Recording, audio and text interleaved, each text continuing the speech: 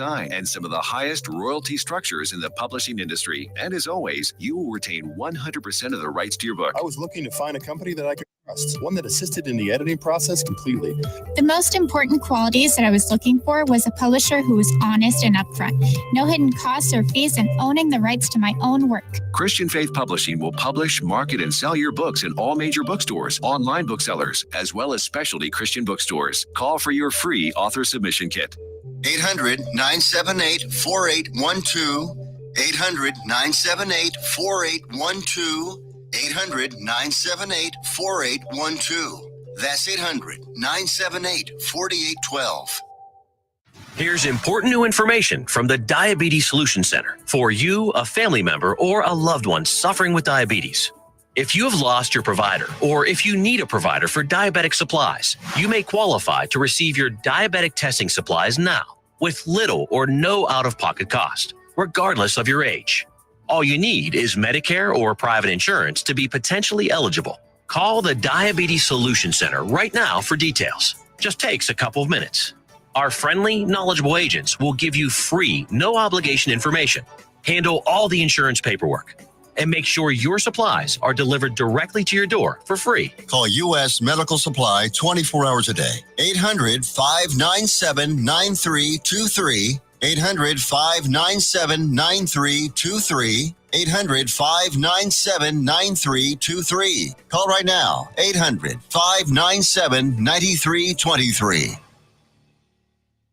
Let's be honest. Wheelchairs are heavy, bulky, and ugly. If you carry a wheelchair in your car to take care of a loved one, you know how hard it is getting that clunky, old-style wheelchair in and out of your car. Introducing the Feather Chair Wheelchair. At 13 pounds, it's the world's lightest wheelchair. It folds in seconds and fits neatly in your trunk, backseat, or closet, so you can take it everywhere. And it's only available right here. Order yours today and get a free wheelchair case, a $50 value, yours free. The Feather Chair. The world's lightest wheelchair is just $4.99 with easy payments as low as $16 a month. Sorry, no Medicare or insurance accepted. So call right now to order yours. 800-823-5826. 800-823-5826. 800-823-5826. That's 800-823-5826. If you are trying to quit drinking or doing too many drugs, listen to me.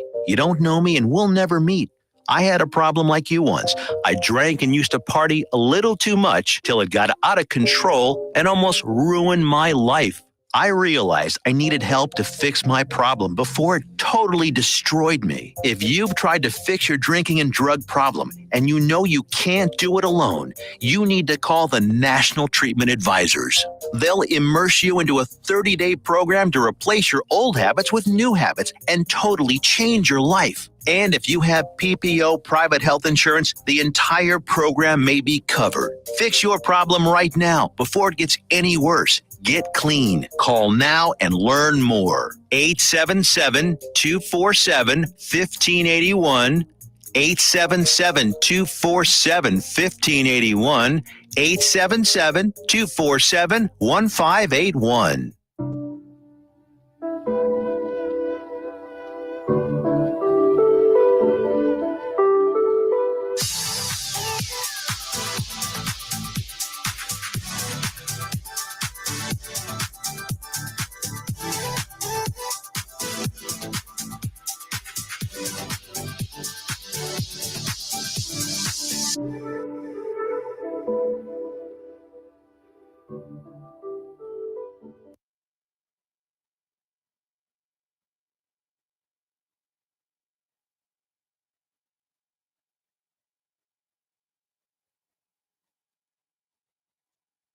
Good morning. Welcome to the show. Good morning. The host has muted our mic, so we can't talk. Good morning, guys. Happy Monday morning. I hope you're all having a brilliant morning now that we're able to chat live on air, which is brilliant. So this morning we're coming to you live from the Dominican Republic. We're going to be talking to you about everything with regards to your health. If you're trying to lose 100 pounds, 50 pounds, or just trying to tone up and look good naked. This morning, Martin and I, like I said, are joining you from the Dominican Republic, where it is sunny and our guns are out for the for the sun at the moment. It was wet and rainy this morning, but we're all good. Martin, how was your weekend? What did you get up to? Anything exciting? Meal prep. No, our weekends have been a bit too exciting recently. And one of the things that kills me off is social events, being out and about, indulging a little bit too much. So it was nice to stay at home, be relaxed, do my meal prep, keeps me on track. It's good. It's a nice change. Nice. All right. So talking about meal prep, one of the things that we're going to dive into this morning is one of the most common conversations I have with the women that are in the DMs or in the Facebook group that I run is, if you're eating healthy, if you're cutting out your carbs, if you are walking every single day, but the fat just won't budge, essentially what gives. So there's a couple things that we're going to talk about today in today's conversation. It's essentially myths around your metabolism, stuff and problems you might be running into when we're hitting your protein, any issues when we're talking about your hormones or hidden sabotage that you might be putting yourself through that you're just not even paying attention to, and then how to break through when it comes to your plateaus through the week. So the first one I want to talk about is this myth that we have around clean eating, right? So we all have this maybe phrase that we've seen on Instagram or TikTok, or this marketing agenda that we get pushed down our throat when we walk into the supermarket of eating clean food and what that means. So clean food or eating cleaner food doesn't mean that it's going to equal fat loss. And I think this is one of the hardest pills to swallow, especially for people that are just starting out their health journey or their weight loss journey. Just because you're ordering the salad versus ordering the burger, it doesn't mean you're all of a sudden going to see the pounds come off, right? Often the salad at the restaurant is going to be higher in calories than that burger. And it can be really frustrating because you might want to actually eat the burger and fries, and it's going to be tempting to eat that burger and fries, but you think you're making the right decision by ordering that salad. And then you weigh yourself in at the end of the week and you've actually gained weight and you're going in the opposite direction. So, I mean, Martin, you can talk about this till the cows come home because you're in phenomenal shape. And often, you're eating pizza on the weekend or having a slice of cake and enjoying it. So what's your, let's say, 2 cents on this when it comes to, let's say, eating clean versus, tracking your food? Yeah, well, I always track my food. And part of the reason why is so that I can eat out a little bit. I think you have the 80-20 rule, but I would definitely say when you first start, especially if you're very, very first starting at the beginning, you have to be 100% as close to as you can. When you're learning, when you first starting, when you first want those results, definitely do a couple of weeks, 2 to 3 weeks. 1, to build a habit, 2, to boost your metabolism, and 3, just to kickstart your results. And then once you've got it flowing, once you've really got it down and you know that you can do it, then you can afford to eat out a little bit. When I'm doing, if I'm eating 5 times a day, 35 meals a week, and 33 of those are perfect, I can have out a little bit. And my meals when I eat out, it isn't pizza and burgers. When I go to a restaurant, if I'm having a steak and sauteed potatoes and my meal is ground beef and potatoes, or ground beef and rice, or chicken and rice, it's so close on the macros anyway that my cheat meal is not really cheating. And if I'm doing that for weeks on end, and then I'm having a pizza and a burger, I absolutely can. It's sort of the consistency over everything. And, if the large majority of my stuff is perfect, then I'm completely fine to have a little dip out here and there. Yeah, I think this is the other thing as well that not a lot of people maybe switch into is you can still go out to a restaurant and you can still go out and enjoy, hanging out with friends and go to the barbecue, or, like I said, go to the restaurant. Just because you go to the restaurant doesn't mean you need to order all of the alcohol, all of the entree, the main food, the dessert, and everything else in between, you can still order very close to what you would be having on your meal plan anyway. It's about being conscious of what you're ordering. So one of the most common issues that a lot of people do or have when they go out and they order out at a restaurant is they fall into the trap of the extra butter or the extra sauces or the extra oils that might be on that salad or that might have been put into that dish when that dish is cooked. So, when you're ordering out and you're eating at a restaurant, one of the things to remember is that chef, their main goal is, yes, to cook the food, but also to make that food taste as good as possible. It's not to make it as healthy as possible. So when you're ordering at a restaurant, try to make the meal fit as close to your macros as possible. So either order an extra serving of protein or ask for the meal to be cooked in a specific way, or even ask for the salad dressing to be put on the side. These little changes are going to help you stay in that calorie deficit and try and keep that meal as close to your calories as possible. One of the benefits of living in the US is that all of the meals have the general calorie guidelines per meal. So you have an understanding of how much those calories are going to come with every single meal that you order. So you have a pretty good understanding of what you're going to be getting when you order that specific meal. So there's a couple quick fixes that you can start to incorporate when we're talking about clean eating. And if you're sort of stuck in a bit of a plateau at the moment when we're looking at your fat loss progress, number one is start to track everything when it comes to your food. So everything that you put in your mouth, if you're drinking it or eating it, start to track everything. So there's a number of free apps that you can use online when we're talking about calorie tracking and macronutrient tracking. Even MyFitnessPal, I don't use it just because there's too many adverts on it now, but it's a great app to start with.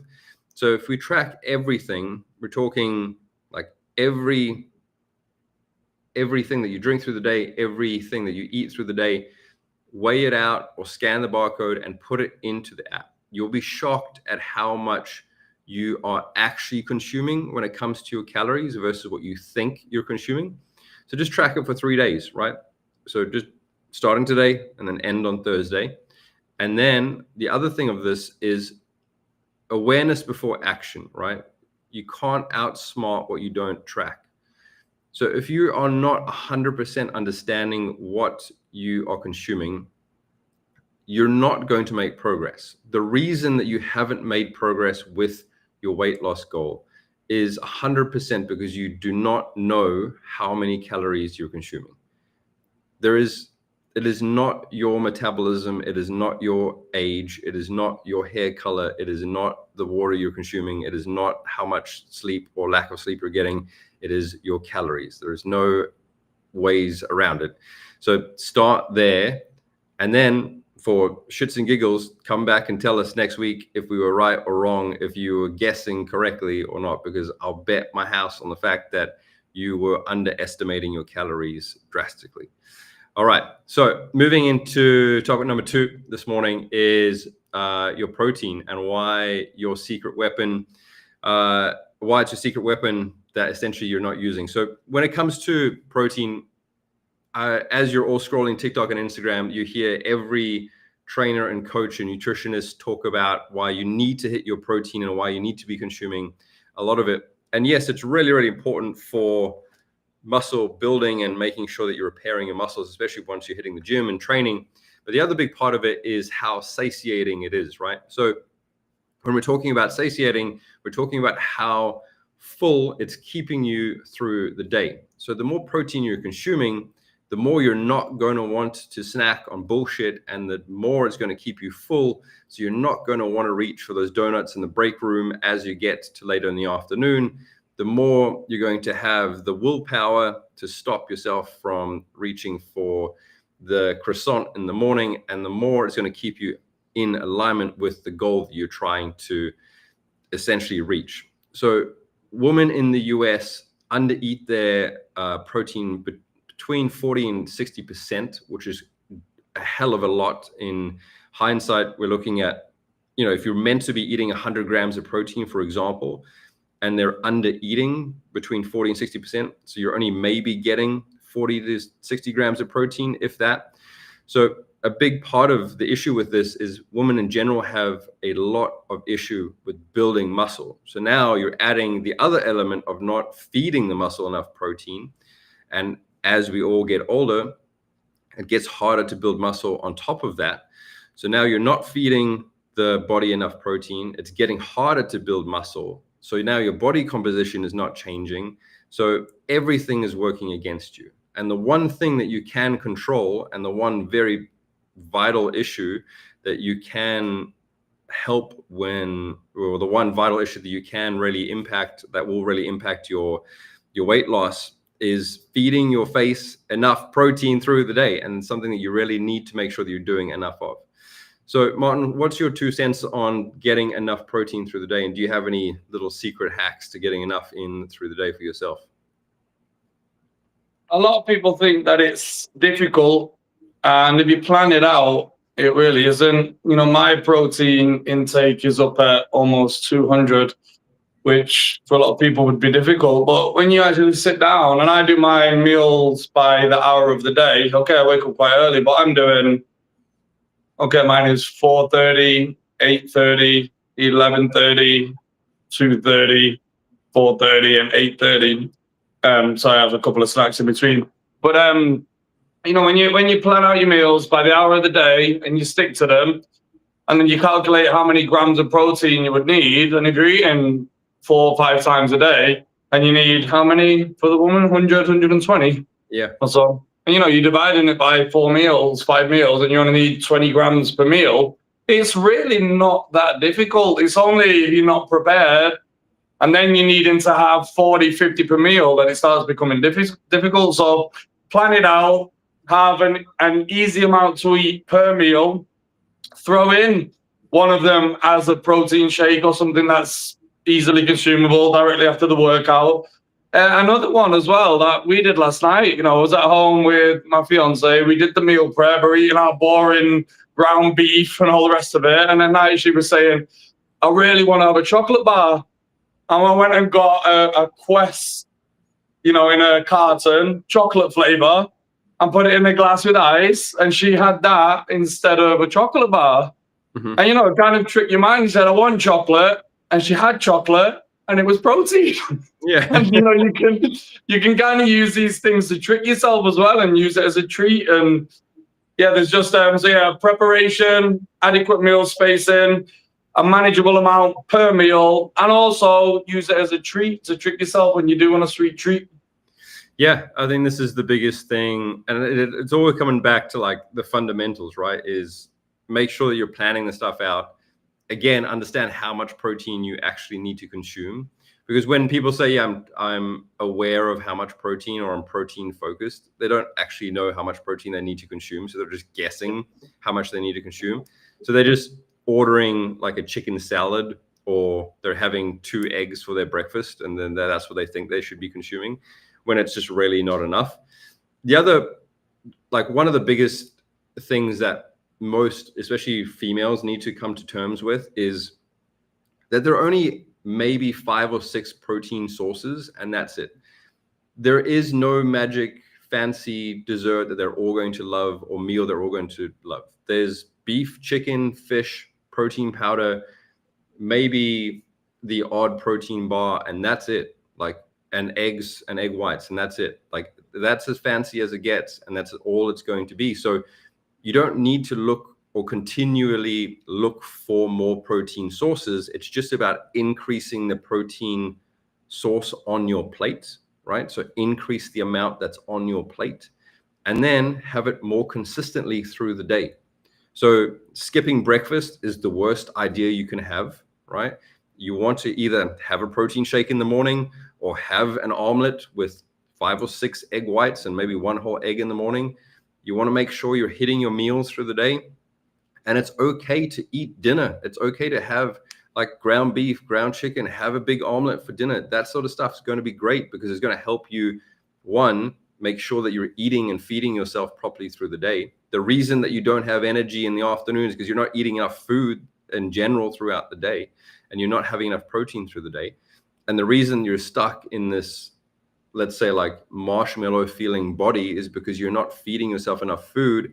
So when you go to the gym, your body doesn't have any fuel to build the muscle. So you have this like soft body, and this is why you can't get toned up, right? So you have to feed the machine with enough protein, carbs, and fats to make sure that your body composition changes. So now as you go through this, we have to remember that, as Martin said, if you're having 25, 30 grams of protein every single meal, you're going to easily hit that 100 grams, 120 grams of protein throughout the day. The other thing as well is when you track your macros, if you have a day where, let's say, you're traveling or the kids are crazy, I know it's summer holidays at the moment in the US, and you can't, for whatever reason, get in those meals, if you're tracking your calories and you're tracking your macros properly, the cool thing about macro manipulation is if you're looking at the full week of your calories and your macros, you're able to then drag some calories and macros over to the next day, right? So you're able to then make sure that you hit all of those macros throughout the week and those calories through the week. So again, this falls back to the basics, is make sure that you are tracking your calories, make sure you're tracking your macros. All right. Quickly on that, one of the reasons why it's important to know about macros, what's in the food you're eating, and tracking the macros is because you will be tricked by a lot of products and by a lot of people as well. It's unfortunate, but you see this so often by influencers and by people who don't know what they're doing. You will see on Instagram, my favorite high protein lunch. And it's a salad with lots of oil, with 2 eggs and whatever. And they don't tell you what's in it. And it's the high protein breakfast, high protein lunch. And if you calculate the ingredients, and there's like 6 grams of protein, 30 grams of fat, and 20 grams of carbs, and there's no protein in it. And they're advertising it as a high protein lunch, and it's just fat and carbs. And you go, what the hell? And if you don't know any better, and you just say, maybe they're just completely ignorant. And it's crazy. And until you become educated and you know about this stuff, you won't know any better, and you just take it on face value. You know, you go into the supermarket and you have these, I can't remember the brand, but Leroy's and something, high protein cookies. And it's got 15 grams of protein, 63 grams of carbs, 29 grams of fat.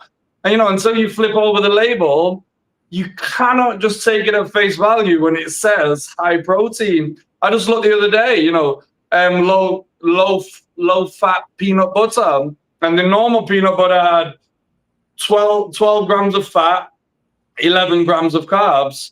And then the low fat one had 6 grams of fat, 25 grams of carbs, and they'd lowered the fat and tripled the carbs. And it's like, you know, they'll just get you and they'll trick you, or they'll be ignorant. And obviously we can't afford to be tricked, and we can't afford to be ignorant when we're looking for these super specific results. And until we become educated about what is in our food and read the labels and calculate the recipes, we just are not going to get the results that we're looking for. Yeah, and I think this brings home a really important point, is the fact that just because it says something on the label and it's advertised or marketed to you as that, does not mean it's true at all, right? Because essentially they can say anything. And one of the biggest giveaways, if it says it's healthy, or if it's for fitness, or if it's for fat loss, or if it's for anything, it's bullshit. Like, it's not. Yeah. Like the thing that's going to help you understand is, number one, flip over the label, and as Martin said, like, read the calories. The other thing to remember is read the per servings. It's not just, is this high in protein per serving? What is the macros per serving? Because we all know we're not just going to have like 1 teaspoon of peanut butter, right? Like, what's the per serving when you're going to serve out the cereal, or when you're going to eat the protein bar? Because it might say, yeah, it's 16 grams of protein, but is that for the entire protein bar, or is that half of the protein bar? Like, what are you going to get per serving. So one thing to keep in mind is that this is how these companies get you, is with the new hype of high in protein or low in fats or low in carbohydrates. So just make sure that you understand exactly what you're consuming and you're not just buying it because it says high in protein or low in fats or low in carbohydrates. Just two things quickly. One good thing I heard is just an easy rule. If you're looking at a protein bar, you want to look for 20 grams of protein per 200 calories.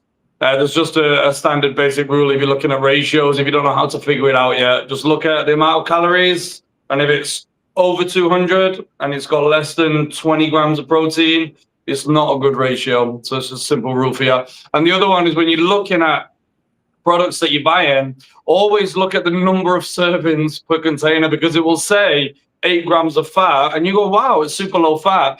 And then if you look at servings, it will have 3 servings per container. So it's actually got 24 grams of fat. And if you don't know about that, you believe the whole thing's got 8 grams and they'll trick you. It's only this big. It's obviously for one person and it says 8 grams of fat, but it's actually got 3 servings per this little bar. And it's just another way that they'll trick you. You got to be conscious about all of this stuff. Yeah, this is where people get caught up, and especially when it comes to the 3 macronutrients of protein, fats, and carbohydrates, where fats are just naturally higher in calories and easier to consume. So we're talking about oils, butters, creams, essentially everything that tastes good, right? So if we're combining fats and carbohydrates, they're just more palatable on the tongue and in the mouth. So we're just going to consume a lot more. So if you're looking at like Oreos or potato chips, anything like that, they're denser in calories. So it's very, very easy for you to eat 5 or 6 Oreos without even thinking about it. And it's a shit ton of calories. And this is where we get into the realm of, I'm not eating a lot in regards of quantity of food, right? The size of the food, but you're eating a lot in regards to the density of calories. And again, this is where a lot of people have that misconception, right? So if we're looking at peanut butter, you might not be consuming a lot in regards to the size of the peanut butter, but you're consuming a lot in regards to the density of the calories.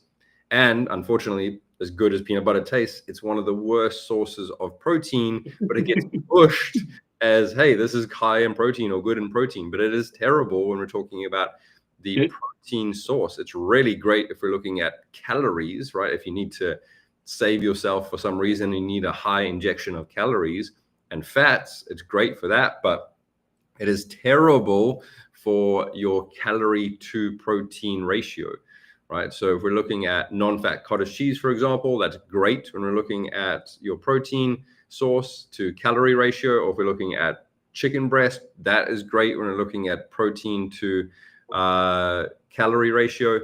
But we have to not only look at, is this high in protein, but what is the protein to calorie ratio? So this is something to take into consideration. So this is where a lot of people get sort of caught up is, I don't eat a lot of food, but yeah, I eat a lot of calories. This is the difference.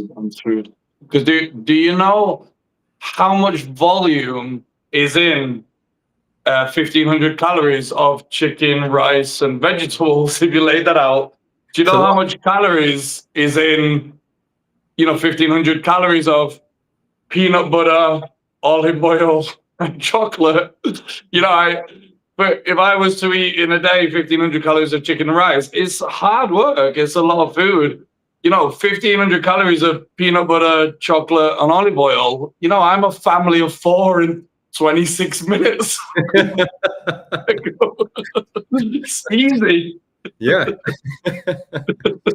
All right, guys. So we're about to take a break. When we come back, we're going to jump into how walking is not enough, but it's a great start. Then we're going to talk about some cortisol, sleep, and essentially doing too much. And then we'll talk about how to get through breaking a plateau in essentially just 7 days. And then we'll wrap it up from there. Again, talking about clean eating, protein, and sort of the wrap up for the week. So we'll see you in a minute or two. Enjoy the break. Enjoy the Dominican sunshine. Or we'll eat some peanut butter and Oreos in the break. Yeah, let's run off quickly. Some White Monster, peanut butter, and Oreos. Get energized. Well, we're going to clock today, apparently, so Tiff has to count us out. Oh, now we're going to wait for the music. So.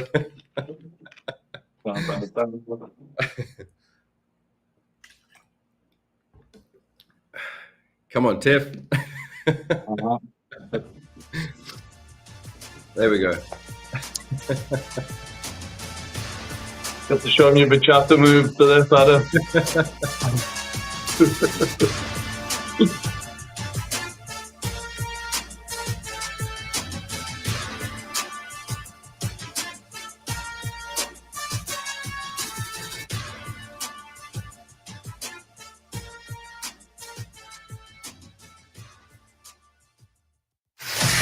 Attention all business owners and creative minds. Do you need a unique and personalized touch for your products? Look no further than Romika Laser Engraving and Custom Designs. I'm Ron Phillips, co-owner of Romika Designs. We offer custom laser engraving services for a variety of products, including promotional items and corporate or personal gifts. With state-of-the-art equipment and a team of skilled designers, we can engrave intricate designs on virtually any material. Whether it's a special message, a company logo, or a custom design, Romika Laser Engraving will help you make your mark. And the best part, our prices are affordable and our turnaround time is quick. I couldn't be happier with the work Romika Laser Engraving did for me. The engraving on my product was precise and exactly what I wanted. So don't wait any longer to add a personal touch to your products. Call Romika Laser Engraving and Custom Designs today at 817-400-4040 or visit our website at romikadesigns.com. We look forward to helping you make your mark. Hey travelers, do you want to save money on your next flight? Then pick up the phone and call. That's right, call, because the best prices are not online. They're with SmartFares. See, SmartFares has special deals with the airlines. When they have unsold seats, they use SmartFares to fill them. So you get airline tickets at ridiculously low prices. Our prices are too low to publish online. With the extra money you'll save, you can book another trip or treat yourself to dinner or shopping. So stop searching all of those travel sites to find the lowest price on your next flight. Let one of our SmartFares expert travel agents find ridiculously low prices for you. Call SmartFares today and get the best price on your next flight. Guaranteed. Also, save up to 50% off business and first class tickets. 855-325-1820. 855-325-1820. That's 855-325-1820.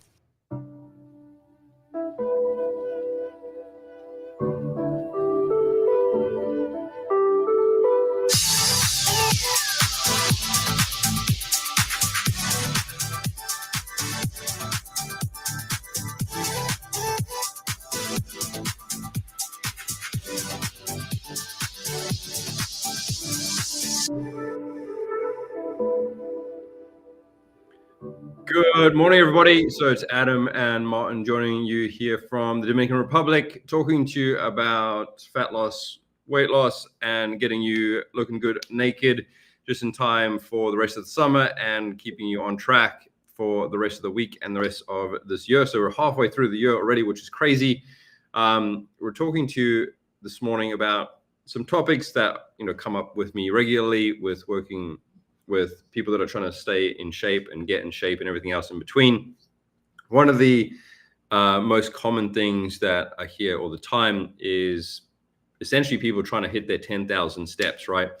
And it's a great place for you to start if you are not doing anything, right? So if you're only doing like 1,000 steps a day sort of thing.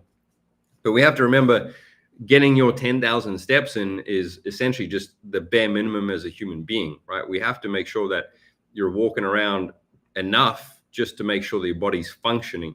So if you are getting your 10,000 steps in and you're wondering why your body's not changing, it's because you're not doing enough. Your body needs external stimulus, right? Our body is essentially an old school machine. So it needs to have some kind of resistance. It needs to have some kind of force to fight against. If it's not having that external stimulus, like if it's not getting challenged in some kind of way, whether you are doing Orange Theory classes or you're doing pickleball or you're lifting weights or you're going for a run and you're not challenging your body, then it's not going to change. So if you're going from essentially sitting on the couch or sitting in the office chair, and then you're starting to walk, that initial couple of weeks or maybe that month or so is going to be enough to get your body to change and get you to see some kind of change. But then you're going to hit that plateau, and then you're going to start to see nothing, right? So we have to make sure that we're constantly changing the challenge that your body is seeing.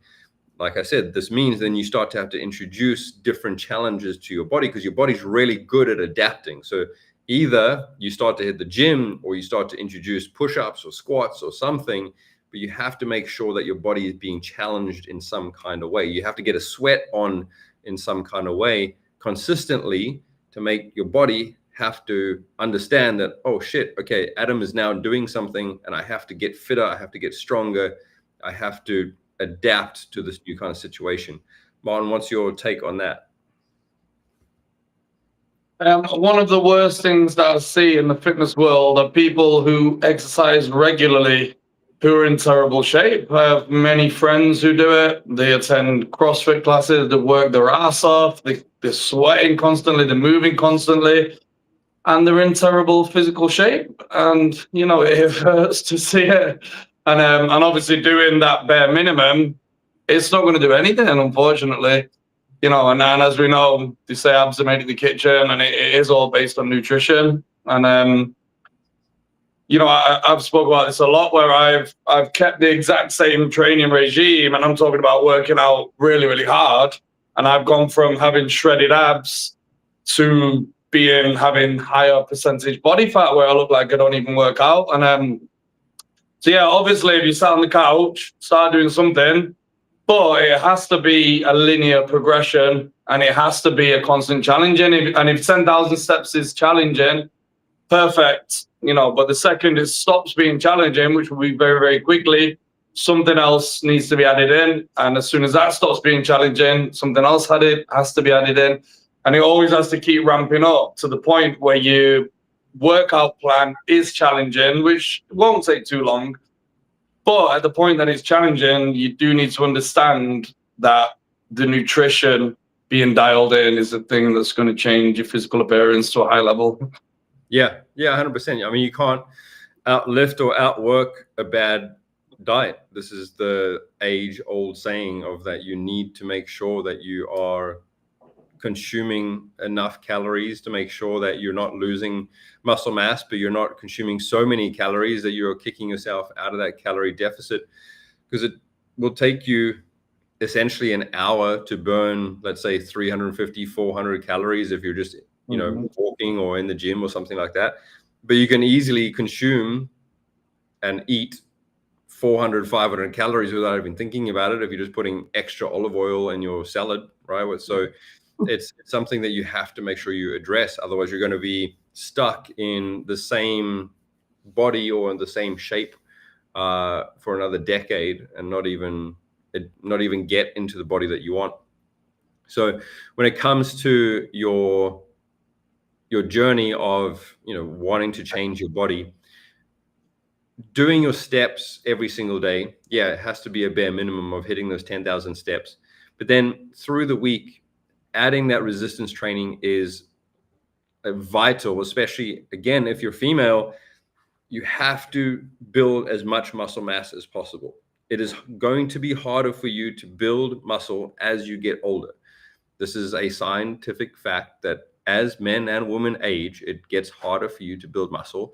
And if you are female, it is even harder because you do not produce enough testosterone to build muscle as quickly as men. So again, it's going to be harder. And as we all have grandparents or people that are older than us, that we've seen in their 80s or 90s essentially get to that age where they get to the point where they can't go to the bathroom by themselves, they can't get up the stairs by themselves, or they've had a fall and broken a hip or broken a leg or something like this.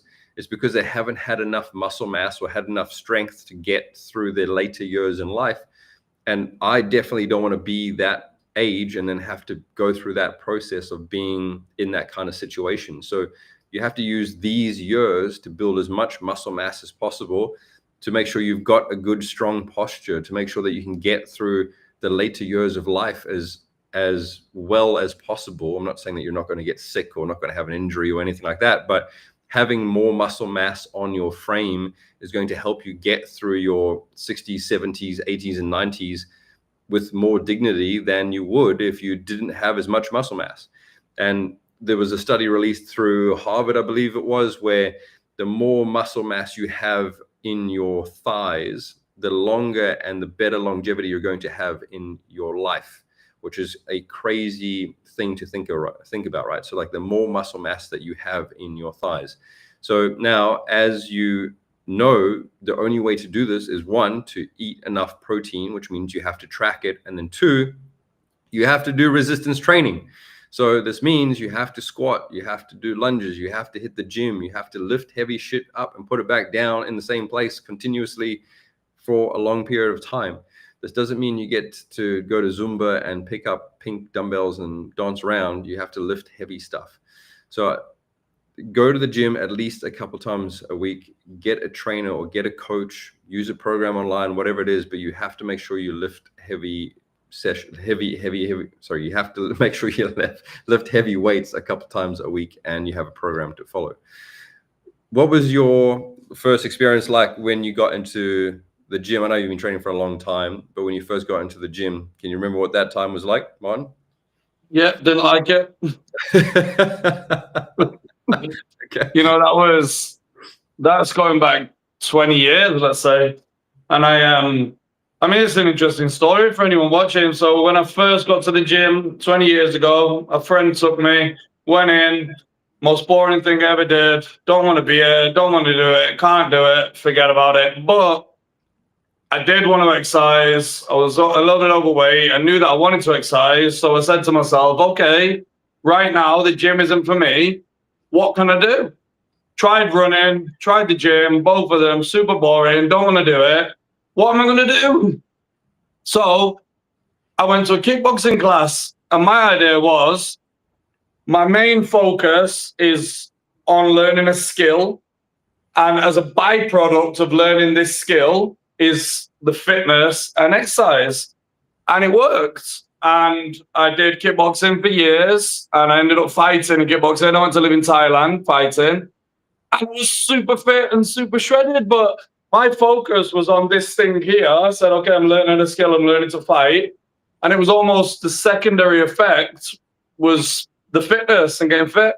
And you know, that's what I encourage anyone is like, if genuinely you can't get to the gym and it's horrible for you and whatever, just find something that you enjoy that will get you fit. Maybe you can go cycling. Maybe you do triathlon, Ironman, rock climbing. You know, there's hundreds and hundreds of activities out there that will get you fit. But then once I was fit and once I was in good shape, I went back to the gym and now I was disciplined and it didn't matter if I was bored or not. That part, I said, shut up, get me bored. Now we're going to go and get fit. And what I realized is it wasn't boredom. It was, I was undisciplined. I knew that I knew I had a goal and I knew that I wanted to achieve it, but I didn't have the discipline to stay in the gym to overcome those feelings of boredom. And once I locked in, I found a way to become disciplined. Then I got to the gym and I was disciplined enough to stay to overcome the period of boredom until I started enjoying it. And now obviously I do love the gym. So that's a good path for anyone who find that you are bored in the gym. And it isn't boredom, it's that you're not disciplined, because once you get through the period of boredom, you will enjoy it. So take an activity that you enjoy, that will get you fit, that will allow you to become disciplined enough to get through the period of boredom until you enjoy the gym. There you go. Yeah. I think this is a great point, right? Is the magic that you're looking for is behind the work that you're not willing to do, right? Yeah. And it's one of my favorite quotes, and it's when it comes to this, the magic of, let's say, being in the best body that you want, or having the bank account that you want, or being with the partner that you want, or living the life that you want. We all look at it as like there's this insurmountable thing, or that there's like this magic bullet, or that there's this like thing that we have to attain, when it's just Like we just have to do like the boring shit or the consistency that we don't want to do, right? Like, and it's just the work that we have to do. And it's for some people, it's just like, okay, the stuff that I don't want to do is the meal prep, but I know just doing the meal prep would just essentially give me the results that I want. Or for some people, it's just, I just have to do the 10,000 steps. And like, it's just doing that day in and day out and being consistent with it. Or it's just doing the work day in and day out, or just give me the results that I want. And then it's understanding that that's essentially all you have to do. And for most people, when they're trying to lose weight or trying to get fit, they think that there is some magic formula or some like fairy dust or some crazy magical protein or like sweat vest thing or whatever it is, right? That it's some magical thing when it's not. It's just the boring consistency shit that they have to do every single day and they don't want to do it. But once they acknowledge it and they surrendered to it, essentially like you did, right? But you just did it in a different way where you just surrendered to learning the skill. And the byproduct of that was understanding that it was just the discipline that you had to attain. That's when you then sort of fell in love with it. And then that's the skill that you developed. So when it comes to most people, and sometimes I wish I could shake people awake and be like, hey, there's no magic pill to this. This is just you like getting used to the boringness of it and being okay with it and being okay with the consistency of it. And one of my clients, I talk about it a lot, Jess, right? She lost like almost 90 pounds. She's done an awesome job of just being and essentially falling in love with the consistency of how boring it is and just doing the work that she needs to do every single day, showing up to the gym at 4:30 in the morning, doing the stepper or doing the resistance training. And now she has lost 90 pounds and she's going to do a like bikini show on like bodybuilding show. And she's like changed her entire life. And this is now just over a year and a half and she's become a totally different person. So you can change your life in essentially a year and a half if you're just willing to do that, which is fucking awesome. There's a famous quote from Mike Tyson, and he talks about doing what you hate to do, but doing it like you love it as being one of the keys to success. And the thing is, if you apply yourself to anything, you will grow to love it. You know, the meal prep now, I just do it and now I enjoy it. And obviously I hated it. And the gym, I didn't like it. And now I love it. And I don't always love it. You will absolutely go through, no matter what you apply yourself to, you will go through waves with it. And, you know, you'll go through 2-month period where you just don't want to be there and you'll be dragging your feet. But you still show up and you do it as if you love it and you just smile and show up and just get it done. And then once you've been through your little down period, you'll genuinely love it again. And you go through 3 months of going, yay, it's great. And I'm strong and it's great being here. And then you'll turn up one day and go, oh my God, what am I doing? And you go through your little down period again. And no matter what it is in life, it's going to be the same. And yeah, that's one of the secrets of success, doing what you hate to do or what you have to do and just doing it like you love it and understanding it's always going to come in waves. You love it, you hate it. You love it, you hate it. But you love the results that come with it. So just get it done. But I think that's where most of the growth happens as well, because when people tend to like the stop-start sort of situation, right? So when people tend to fall off track and then like lose momentum, and then they spend the fun period or like the motivated period, like gaining all that momentum again, and then like falling off track, gaining all that momentum again. This is where people stay stuck in the same body or the same sort of spot, and they never seem to get anywhere. So even in those periods where you have no momentum, if you can just fall back on your systems and you just sort of like shut up and just keep moving forward, then it keeps the needle moving forward. So when you have those periods of, I'm motivated again, then you're going to make leaps and bounds, and then you're going to push further forward and essentially you're going to wake up in a different body and wake up further down the track versus having to restart and regain momentum and get back on track and all this kind of stuff. Like if you can just kind of hold on and just keep pushing forward, then you're not going to have to regain momentum every time you fall off track. So it makes a huge difference. Well, this is another great quote and philosophy that we stick by is that you don't rise to the strength of your goals. you fall to the strength of your systems and routines. And this is why we have so many of them.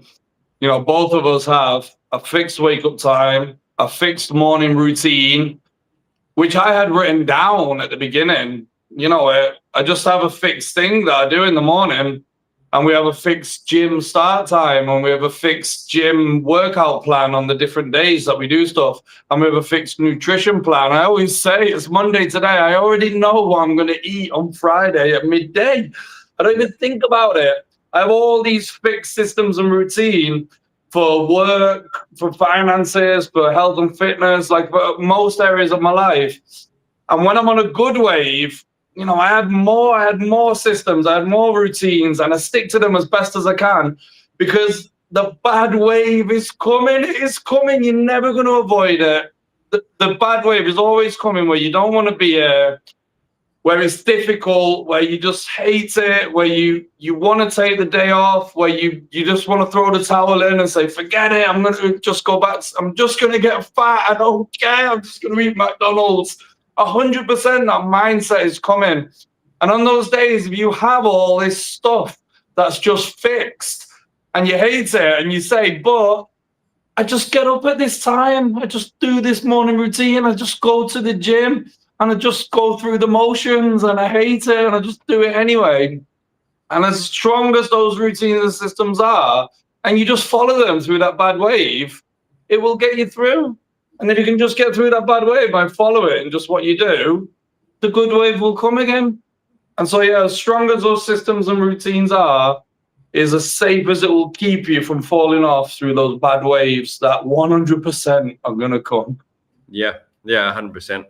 So when we're talking about sort of wrapping up today's call and going through essentially how to break, we're talking about plateaus here and talking about these bad waves and good waves, how to break through a plateau in, let's say, 7 days, right? So step number one is what we spoke about at the beginning of the call, is track your protein and track your calories for the next 3 days. If you can do it for the next 7 days, you'll be very concerned about how many calories you've been eating through the week, and very surprised, because often we underestimate how many calories we've been consuming and overestimate how many calories we burn through the day.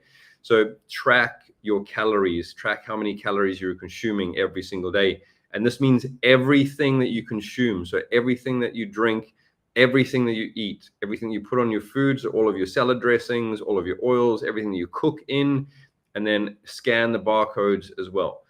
Then step number 2 is hit your strength workouts. So a minimum of 3 strength workouts through the week. This is either at home or at the gym, and then get your 10,000 steps in, and then be consistent with your steps through the week. So hit your 10,000 steps every single day. Then through the week is cut out your alcohol. This is a big, big thing when it comes to your alcohol. Alcohol will stop your fat burning process. So be aware of this. And then if you can, squeeze in at least 7 hours of sleep every single night. If you're not getting enough sleep, then work on the quality of sleep that you're getting. Next, increase your water intake and increase your fiber intake. So as Martin was talking about earlier, we're looking at the volume of food, right? So the more volume you have of your food, this is going to help satiate you, obviously keep you fuller for longer, so you're not going to want to snack, and just essentially fill up your stomach, so you're not going to want to reach for those donuts in the break room. And then number 5 is measure your progress. So you don't necessarily need to stand on the scale. Obviously, it's going to help, but look at the photos. So take photos at the beginning of the week, or track your photos, and then look at your clothing, look at your energy, and everything else. Anything else you want to add to that, Martin? Yeah, if I was going to set myself up, not just for a 7-day plateau, but just for a breakthrough in general, I would just sit down and do a little bit of psychology. Just do a quick 5-minute exercise of this thing that we did before, get a blank Word document and just do a quick, what does my perfect life look like? If I did everything I was going to say, what's my dream body? What's my dream life? My finances, everything. I would just fulfill everything that I'm going to do. And then what does my worst life look like in the future? you know, my nightmare. If I don't do anything that I say I'm going to do, how does that life look like? You know, right now, the heaven to aim for and the hell to avoid, to get your psychology right of why am I doing this and what am I avoiding. Put the carrot on the stick. You know, say to myself, if I have an absolutely perfect week, Sunday night, you know, I am going to have a burger or whatever, you know, just give yourself a little reward in the end, and then just break it down one day at a time. A week might be too much for me, but can I do today? I 100% can do it today. It's just one day at a time, and today I can achieve everything I need to. Just complete today, and then wake up tomorrow and just do the same thing, and we can take it one day at a time and complete it. Yeah, this is exactly right. And I think this is where most people get stuck, is they end up looking at the entire staircase, right, versus just looking at one step at a time. So yeah, you need a goal to work towards, for sure, but you also need to reverse engineer it to look at, okay, what can I do today that's in alignment with that goal, right? So versus like, okay, I have 100 pounds to lose, which is really overwhelming, but let's just make one decision which is in alignment with that goal, right? So let's just get up at a set wake up time. Let's just make the right breakfast that's going to be in alignment with the future version of yourself, which is 100 pounds less.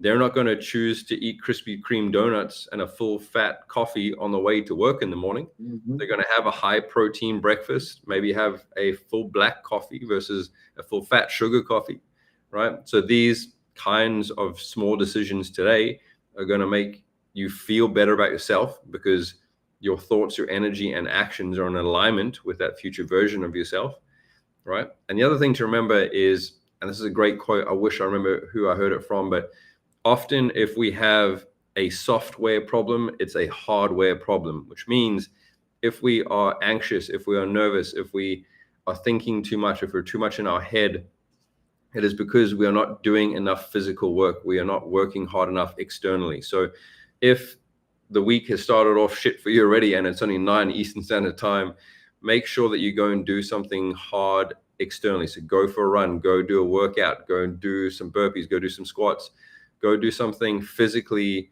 exerting that is going to make you sweat a little bit, because doing something physically hard will make you feel way better internally and kind of reset your internal software. Make sure that you do this regularly through the week. So like I said, if you have a software problem, it's more than likely a hardware problem. You're not doing enough stuff that is hard, making you sweat, getting your head in a better place. All right. One important thing that people seem to forget as well. One home run will not win you the game. Lots and lots of base hits will, every single time. So forget about these big, massive events. You know, if you're going to start off on this journey, you know, I'm going to do a 10K run on Wednesday, isn't going to lose you the 100 pounds. You know, I'm going to have 1,000 meals in check, will. So stacking up these wins and rewarding yourself for them will. You know, we have a lot of technologically advanced apps now. Make yourself a little checklist and write out yourself the perfect day and put wake up time, good breakfast, you know, morning reading, and do the negatives as well. No donut on the way to work, whatever your bad habits are, and make this checklist with loads and loads of things on it for the day. And, you know, as you're driving to work, if you normally have the full fat unicorn latte from Starbucks, don't get it, and then tick off the box that you didn't get it. You know, create a reward system in your head where you're rewarding yourself multiple times through the day for doing the right thing, and tick it off. I got up, I read the book, I got the good breakfast, I didn't get the donut, I did this, I did this, I did this. And, you know, create a dopamine system where you're continually rewarding yourself for doing the right thing. You know, in a short amount of time, you will start making yourself feel so good for keeping the discipline. Trust me. Awesome stuff, guys. See you next week, same place, same channel. Have an awesome week. Stay on track. Peace out. 7 days to break the discipline. We can do it. It'll be good. Peace out. All right.